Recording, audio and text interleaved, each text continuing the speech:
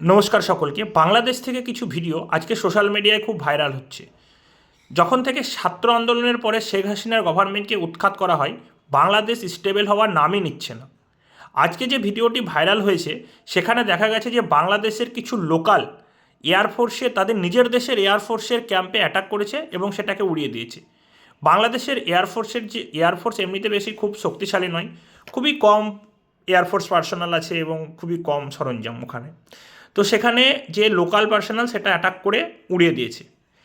অনেকে এটা মানছে কি মায়ানমারের যে আরাকান আর্মি, সেখানে যে রাখেল রিজন যেটা, সেখানে কয়েকদিন আগে সেটা দখল করেছে আরাকান আর্মি।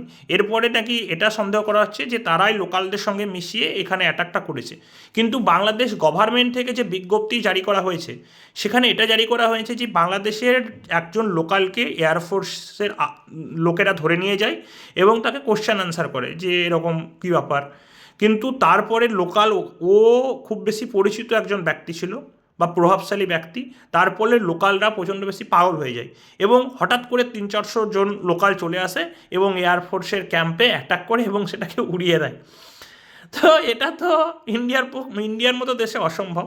কিন্তু ইন্ডিয়ার পক্ষে খুব চিন্তার বিষয় যে বাংলাদেশ মায়ানমারের যে বর্ডারে এরকম কাণ্ড ঘটছে, ভবিষ্যতে এটা ইন্ডিয়ার পক্ষেও একটা চিন্তার বিষয় হতে পারে। ধন্যবাদ।